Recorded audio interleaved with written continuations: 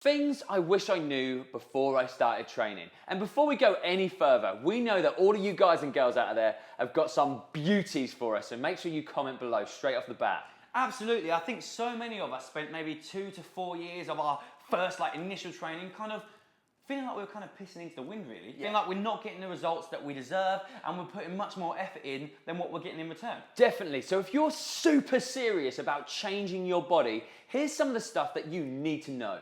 The first mistake that I personally made, and I know a lot of people have, is being greedy, wanting it all at once. I want to build muscle, but I want to be lean, I want to look like the guys in the magazines right now.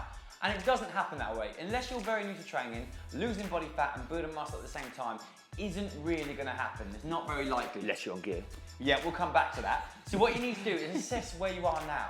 If you're above 20% body fat, let's say, and you want to build muscle and lose fat, start losing fat first. If you're relatively lean, if you're below 15% body fat, maybe slightly lower, go ahead and start building muscle. And on the subject of training, just because Mr. Barry Big Balls over in the corner screaming like he's given birth is doing 3 hours of training at a time, definitely something that we need to consider. It doesn't mean that you have to do the same, and we really don't advocate that. You've got to remember that you train hard, it's a high stress on your system. You've got to recover as well. All the magic happens out of the gym. Rest and recovery is key. On the point of rest and recovery, it really is half the battle. I remember when I first started training, gotta get to the gym, I gotta do 2-hour workouts, 7 hours a day. I'm gonna separate my left pec to my right pec. Because that's what the magazines say. But rest and recovery is so crucial, especially your sleep. You wanna be aiming for 8 hours sleep a night. Unbroken if you can. Absolutely, because that is where all the magic happens. You go through different kind of stages of sleep,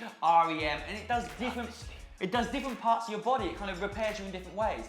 And what is more annoying than having amazing sleep and getting a really good dream going, and then something wakes you up and you're like, I need that dream back, and you try and chase it, and sometimes you can't get it. You really wanted that dream, Yeah, but we've got another subject. On the subject of dreams, we've all got that body that we aspire to. Yeah. That one physique that we look at wherever they are in their life, we're like, wow, we really want to look like that.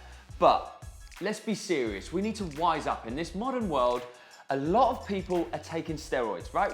That is their prerogative. That is entirely up to them. They still have to train really hard to acquire that physique. The reason it really pisses me off is that people sell programs, sell training, lie to people like me or John or anyone else they see in the gym, go, yeah, I'm all natty, bro.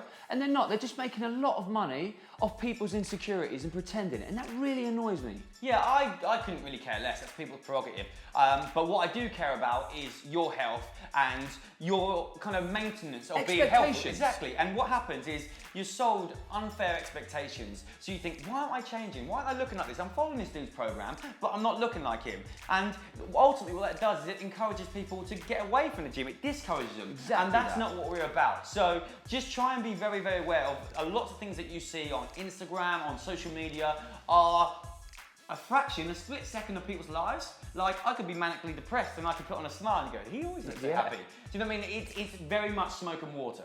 Smoke and mirrors. I don't know what smoke and water is, but it's smoke and mirrors. But on the note of smoke and water, you're gonna go water is very important. Oh, I tell you what. Mate, I've nailed that. Water is involved in every single process of your body. Every single process. So when people go, oh, but tell me why water is important.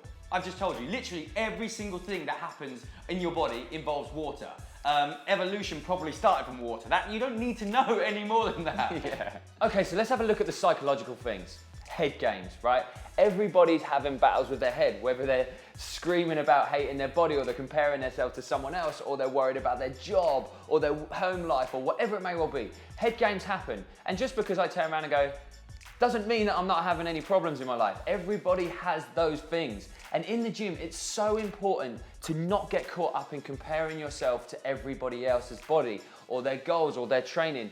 Worry about what you're doing. The only person who can improve your training and improve your body and anything else that you want is you. So why are you worrying about what Joe Blogs is doing in the corner? Other areas to consider are things like your nutrition, which goes without saying. It's really important in order to change your body, to allow it to grow or to allow it to lose body fat. But what we need to do is we need to educate ourselves. Start learning what calories are. Start learning about different diets. Start learning about what foods contain in terms of protein, fats and carbs. And most importantly, just get in the kitchen and get creative. Actually eating well is not that hard. People know that veg is good for you, that lean protein is good for you. Just get involved. Also, understand you're gonna go through times where you're not so motivated. Sure. That's normal, that's totally cool. If you need to take a week off, do it. You might even need to change the way you train. It might be a different gym. It might be doing some calisthenics. It might be doing gymnastics. It might be playing more team sports. It doesn't matter, it's still keeping you fit. It's not just gotta be in the gym. And do not neglect your compound lifts. John was talking about when you lose your motivation. They are the first things that start to seep out of your training plan. Do not let them. They are extremely beneficial to the body. You're gonna get great physical changes from them, and you're gonna get a great base level of strength as well. Get yourself happy, and you'll have longevity in your diet and your training, and it will take you exactly where you want to go. Definitely that. So if you love this video, give it a massive thumbs up, subscribe if you haven't, and leave a comment. As we said earlier on, we will love reading through them, as we always do. We will see you this time next week, and goodbye. Bye, guys.